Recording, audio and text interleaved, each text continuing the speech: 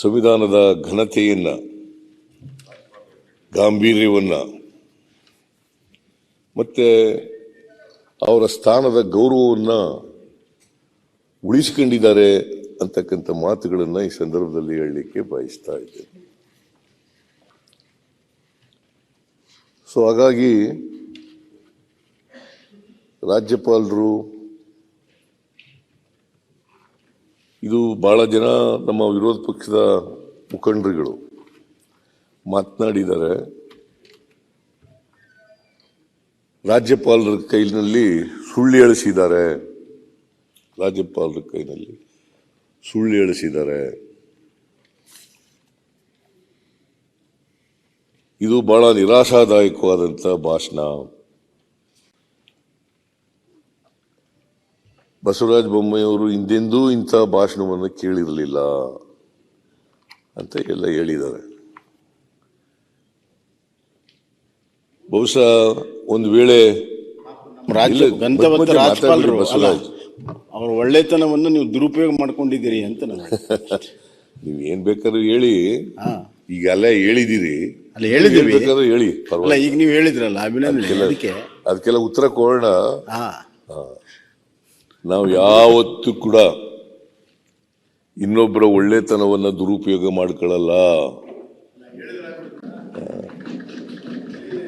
ನಾವು ಅದನ್ನ ಯಾರ ಒಳ್ಳೆತನೂ ದುರುಪಯೋಗ ಮಾಡ್ಕೊಳ್ಳಲ್ಲ, ನಿಮ್ಮ ಒಳ್ಳೆತನೂ ದುರುಪಯೋಗ ಮಾಡ್ಕೊಳಕ್ ಹೋಗಲ್ಲ.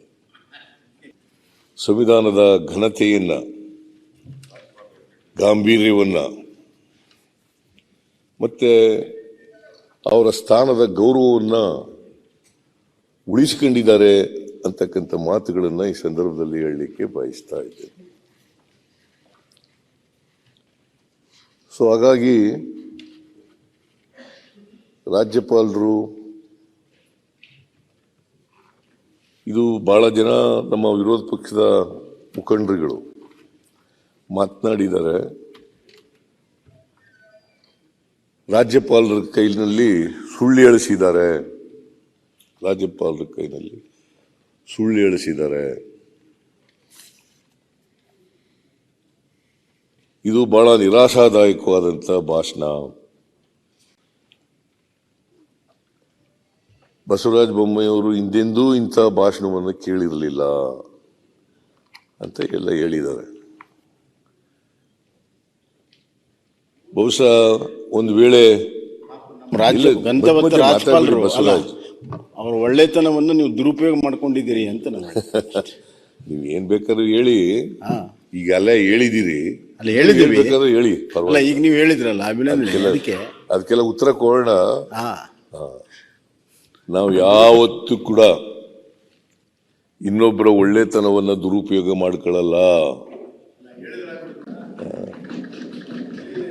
ನಾವು ಅದನ್ನ ಯಾರ ಒಳ್ಳೆತನೂ ದುರುಪಯೋಗ ಮಾಡ್ಕೊಳ್ಳಲ್ಲ, ನಿಮ್ಮ ಒಳ್ಳೆತನೂ ದುರುಪಯೋಗ ಮಾಡ್ಕೊಳಕ್ ಹೋಗಲ್ಲ.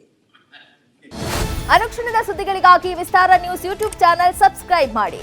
ಹೊಸ ಸುದ್ದಿಗಳ ನೋಟಿಫಿಕೇಶನ್ಗಾಗಿ ಬೆಲ್ ಐಕಾನ್ ಕ್ಲಿಕ್ ಮಾಡಿ.